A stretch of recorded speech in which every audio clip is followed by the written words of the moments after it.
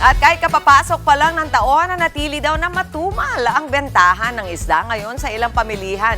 At ang ilan sa mga ito, taas-baba naman ang presyo. Kaya naman maagang lumarga si Laila sa Agora Public Market sa San Juan para kamustahin yan. Laila, good morning! Good morning nga ba? Magkano ba ang presyo ng isda dyan ngayon? Mami Chiki, parang hindi ko alam kung sasabihan kita ng good morning ngayong Monday. Nagpula nga ako yung aking duster. Baka sakaling swertehin ako dahil medyo napapakain ako ng galunggong. Yun nga lang dito sa Agora Public Market, wala masyadong stocks ng galunggong. Ang dahilan ay baka malamig daw ang panahon kaya nahihirapan mag-reproduce ang ating mga galunggong. Kung meron man, napakang mahal. Yung iba frozen. Pag fresh, mas mahal. Buti pa sila mas mahal. Parang ako wala masyadong nagmamahal. Charing! Okay, mag-rundown muna tayo. Mamaya may iba pa akong kwento sa mga tumaas at bumaba na yan. Unahin natin ang tilapia. 150 pesos yan kada kilo. Ang pampano naman ay 400 kada kilo. Pagdating sa tawilis, masarap din yan ibilad para maging tuyo. 180 pesos kada kilo yan. At syempre ang bangus natin, ito yung tumaas ng 50 pesos mula sa 250, 300 pesos yan kada kilo. Kung gusto nyo magsigang ng salmon, masarap ang belly niyan at ang ulo, hindi ba? Naglalaro sa 240 hanggang 550 pesos yan kada kilo. At yung dalawang paulit-ulit, ang pangalan ng isda, gaya ng lapu-lapu at yung maya-maya, mula sa dating 700 pesos, bumaba naman sila ng 200 pesos kada kilo matapos ang ating festivities. So ang nangyari nga, no, Mami Chiki, etong pagdating ng Disyembre, pagdating ng Pasko, naging stable naman, walang pagbabago sa presyo, maliban lang dito nga sa bangus na tumaas by 50 pesos at etong lapu-lapu at maya-maya na bumaba naman ng 200 pesos. At talagang yon sa mga naghahanap ng galunggong, medyo tiis-tiis tayo. Tanungin nga na, Sir, halinga po kayo, pwede po ba kayong makausap habang okay lang yan, pogi ka pa rin kahit kumakain ka ng pandesal. Sir, ano po pangalan natin? Joel. Sir Joel, anong alternatibong binibili ng mga mamimili natin, mga namamalengke kung walang galunggong?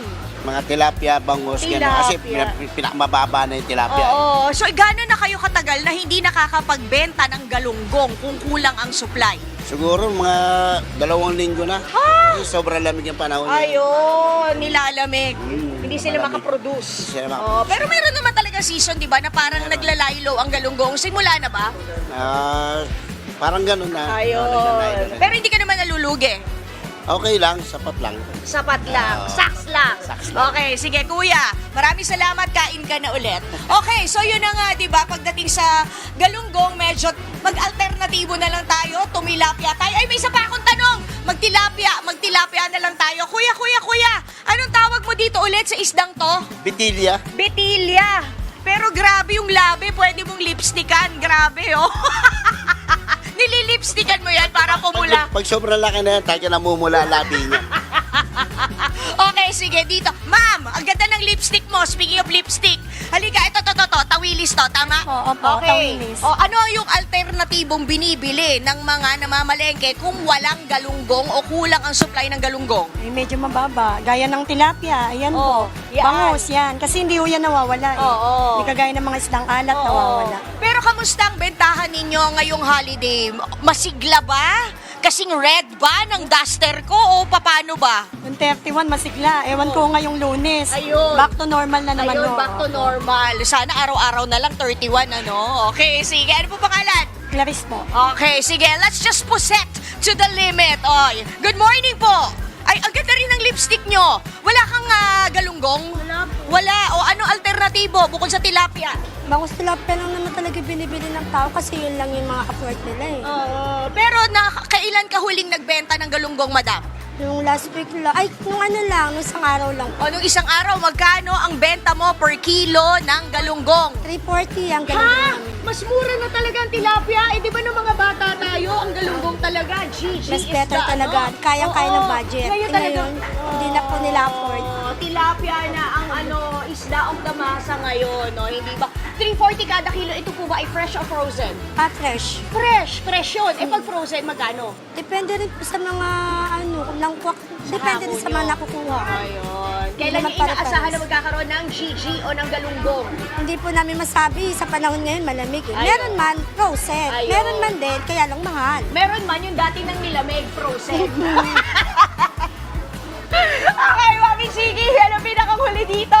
Alam nyo yung Gigi, dahil nga out of stock dito, di bale, meron naman tayong Gigi kumakanta, si Gigi Delana. Balik sa inyo sa studio!